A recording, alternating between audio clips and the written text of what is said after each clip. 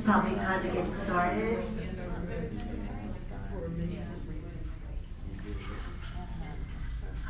Hi everybody, for those who haven't been in a breakout that I've moderated, I'm Robbie Franklin. I'm the Vice President of Marketing Communications at the Ovarian Cancer Research Fund Alliance.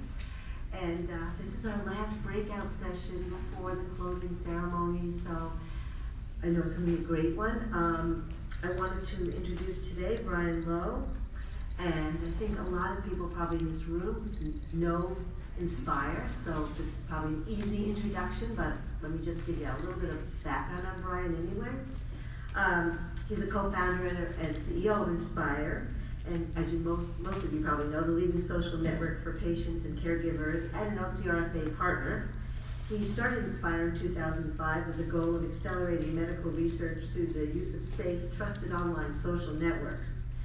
Brian's been an internet entrepreneur since 1994, pretty early on, when he founded WorldWeb.net, a content management software company that he created and launched over 100 websites for major publishers, including U.S. News and World Report, Chef, Time Warner, the Washington Post Company. Brian has degrees in physics and economics from the George Washington University, right here in D.C. Farmer Voice magazine has named him 2 times to the PB 100 as the most inspiring individuals in the life sciences industry. So, without further ado, Brian. Thank you. Thank you. I'm really happy to be here. Should I use the mic or is this? That's okay. Okay, good. Today I was going to talk about the community and more broadly about participating in communities and where all of us get our information and how we connect with one another. Just to show of hands, how many of you are familiar with the OCRFA online community? Somebody? Okay, good. So I'm going to flip through a couple of slides here. Some of this is just sort of general information, and then there's something specific to some research that we did. We did some research of all of you. These numbers probably won't surprise you, but about 72% of people, according to Pew, use the internet for looking for medical information. I'm surprised that number is not 99%. Frankly, I think it probably is. These are people who responded to a survey. But a number that struck me as true and interesting is that 50% of that is on behalf of someone else. I'm sure that all of us have at one time or another looked something up or researched or tried to learn more about something for a family member, or a friend, or a loved one about health. And then importantly, that 40% number is people who say that the information they found this way affects the way they think about health. And by the way, the phrase social media is kind of broad because that includes everything from Facebook and Twitter to the kinds of communities we're talking about today. And if you spend time in all of those, you see the interaction in them is really very different. Communities are often deeper, they're very subject specific. Things like Twitter and Facebook are much broader. And so if you zoom into that and you talk about what goes on inside communities, that 40% number is much higher. One of the things that is thrilling to see, and there have been a number of scientific studies that are backing this up, this was first suggested at least 10 years ago, but without real data to support it, was that there seems to be evidence that people who become actively engaged in their health care in communities and other ways have better outcomes. It's not surprising, it's not unintuitive, but there are actually data now to show this. Oh, by the way, please interrupt me with questions, just throw your hand up. And I'd love to make this more of a conversation than a lecture, so interrupt me. We have plenty of time to talk about things along the way. Any thoughts so far? A big trend, and I'd love to know if any of you have sort of felt this the way that I have, but it seems that over the past 10 years, there has been real improvements in what's being called patient centricity.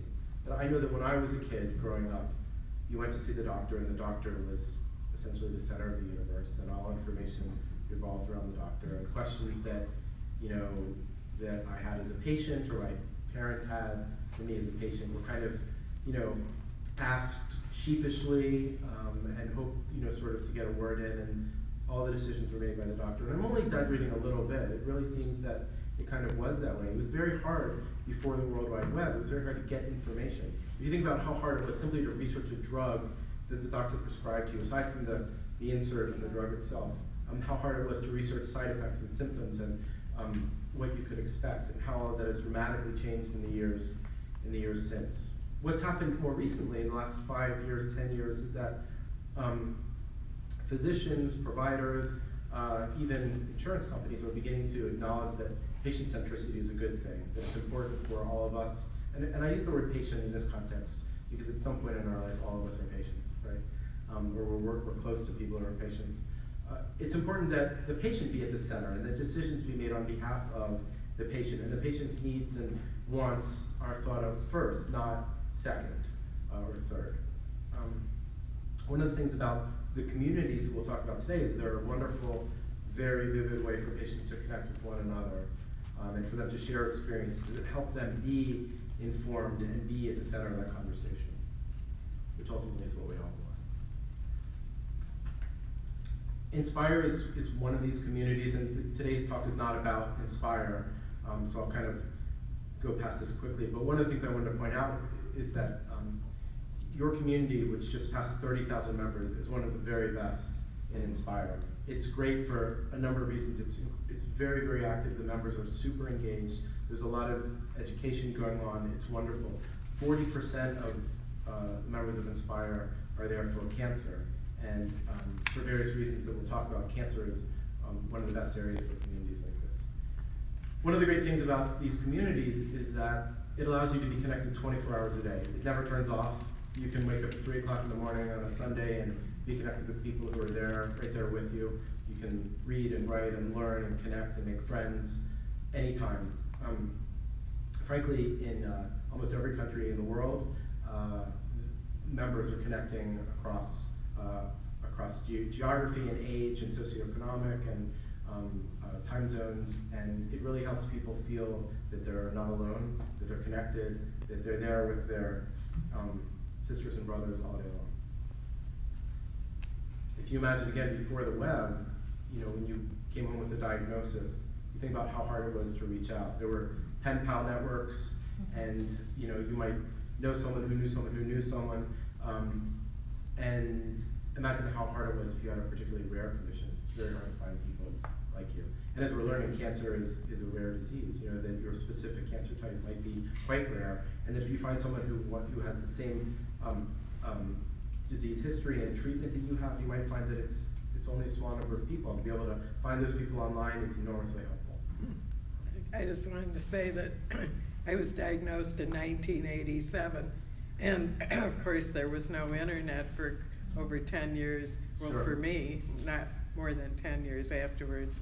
But it wasn't all bad because I didn't want to hear anything bad, and by not asking any questions, I was Right. able to stay pretty positive even though I went through a lot. So there's a little bit of good about not, some people I do think I'm on Inspire every day because if I see somebody that needs support or is really worried and I can relate to it from my experience, I'm going to be encouraging because that's my mission. But I think that there are some good aspects of not talking to or looking at the site too much because it can be discouraging as well. Right. Do you find now that you're very knowledgeable that there are opportunities for you to help other people? Well, that's my mission. Yeah, that's what I do. And Inspire is a perfect place to do it. That's wonderful. Mm-hmm. People get so much out of it. Thank you. Helen is the reason that I found her on Inspire. She's my reason for coming to the ovarian cancer. She gave me hope. I'll tell you, Helen, you probably sensed this anyway, but to hear things from a fellow patient, and I don't like to use the word patient because we don't think of ourselves as patients, but if you're newly diagnosed and you're scared and you're learning this from somebody who's been through it or going through it, it's a very different perspective than hearing it from your doctor. Exactly. And that doesn't mean that you are a substitute for someone's doctor, but it means that you're a perspective that they can't get from their doctor. And nobody knows what Yeah. it's like to go through this That's better right. than somebody that is or has gone through That's it. right. And That's I right. think there are a few professionals that need some cisplatin chemotherapy. I understand. Right. That's right. That's right. That's right. Thank you. That's why we have survivors teaching students too. Right. Well, I'm new to this thing. I'm Hi. also a 25-year survivor, and I'm kind of like Helen. I went to the library, that old-fashioned thing. Yeah. And there was one article that I could find. It was 3 lines long. Cancer of the ovary has been detected and is usually fatal. Oh, And yes. I had a brand new baby and a 2-year-old. Oh, my God. It was devastating. I would have given my eye teeth for Inspire, the web, anything. I'm so glad. So to- that's also my mission is to, I live in South Texas, which is still a remote area from many, many resources. So what is the actual address for Inspire? How? People here? 2 ways to get there. If you go to inspire.com, you'll get there, and you could search for ovarian cancer. Or if you go to ovariancancer.inspire.com, that'll take you right to it. I would just do that. Go to ovariancancer.inspire.com. You can sign up in 1 minute. It's completely free, and read and write and make friends. And by the way, Great. you can start off just reading, and then as you get comfortable, do more if you We feel have a like. local Facebook page. This is something I can add to that so people will know. Exactly. Didn't interrupt, but. yeah. No, please, this is great, more But conversation. having the web, you guys really have it made. Terrific. You got somebody to talk to. Terrific. Before we're done here, I'd love to hear some feedback from you about things we could do to make it better, but, yeah. Anyway, as I was saying before, that if you look at Inspire, cancer is the largest area actually, and there are a number of support communities in Inspire for Cancer, and cancer members write many, many words. If you look at that, 350 million words about cancer being written. So it's now reached the point where if you search for something, you're likely to find conversations about it. We conducted a survey, and that's what I'm primarily here to tell you about. The survey was answered by you in this audience and your peers, and 10,000 people completed it, which this was an annual member survey across all of Inspire, and I'm going to zoom in a second on ovarian cancer.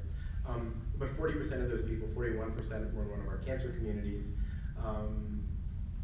and a lot of these numbers are similar to what we were talking about before. They're very consistent with the data we saw from Pew and some of the other places.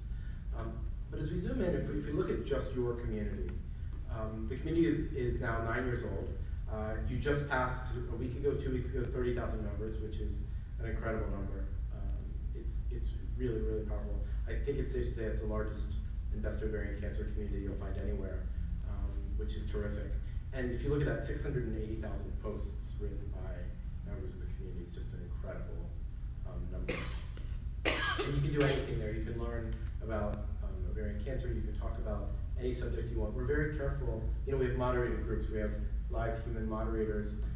We're very careful to say that essentially no subject is off limits. And there are a couple of very extreme things like hate speech that are prohibited. But aside from that, anything's on the table. There's really nothing you can't talk about in the community, and we think that's as it should be. And you'll see wide range of conversations.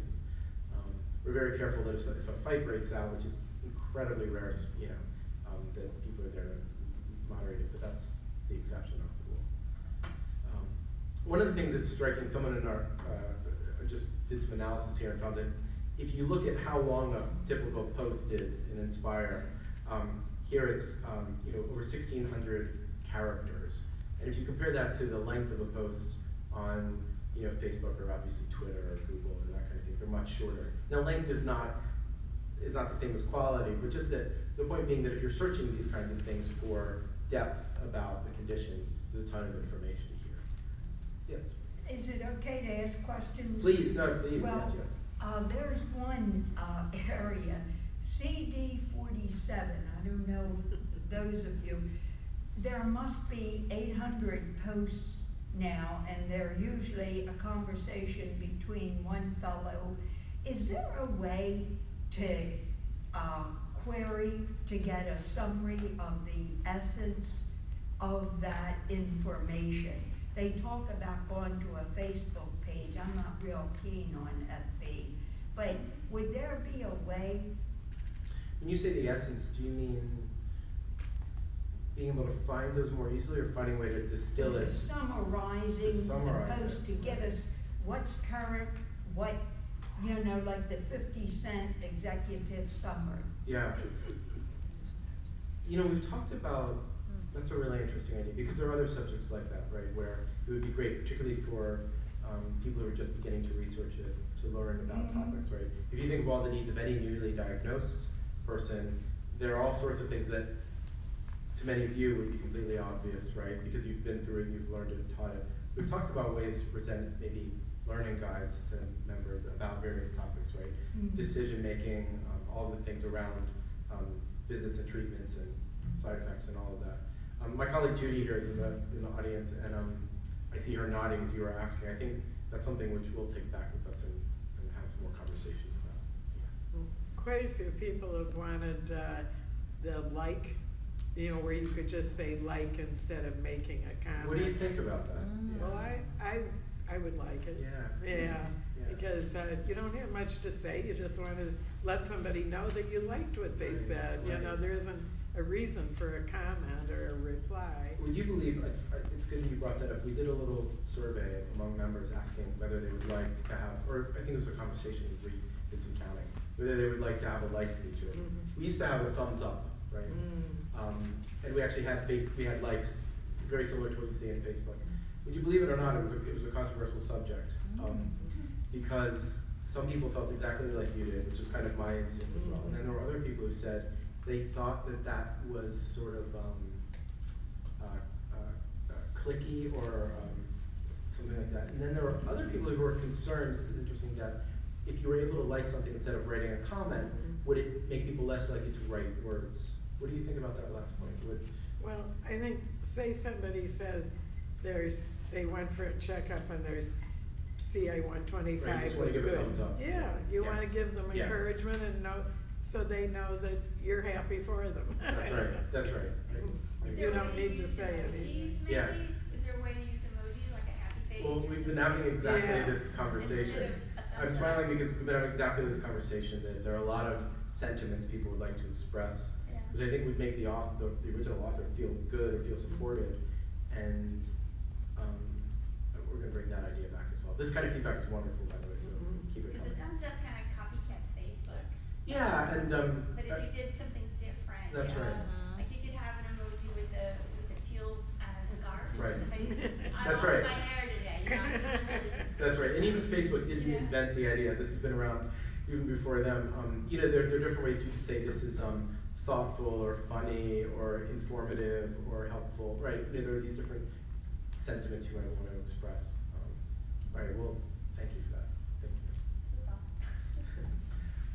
If you look at what members are talking about, even in the last year, 95,000 posts, right? And if you look at some of the categories of the discussions, there are many more categories than this, but if you look at sort of the top categories, it's a lot of what you might expect. Tons of conversations about treatment and recurrence and side effects. And if you dig into those, lots of subtopics within. And if you're not interested in a topic or you sort of disagree, it's one less to reply to, That's exactly Some people right. talk about complementary treatments that are just too crazy for words, and I wouldn't bother to make a comment, so you just pass over it. That's exactly right. And by the way, we see this in all medical conditions. So, the idea is that if you have a specific area of interest, you don't have to be overwhelmed by all the other conversation about everything. You can zoom in on You it. see the topic to begin Exactly, with. exactly. Sure. Would there be a way that OCNA, maybe this is for I know there's an OCRA representative that every day that looks these over, and then I guess if she doesn't like what she sees, you get that goat picture. Oh, the goat picture is when actually something is when it's sort of the page can't be found when something. Right. You shouldn't see that very often. It's very rare that you see it. Does it happen a lot? Do you see the Well, goat? I don't mind that, but I guess there's a way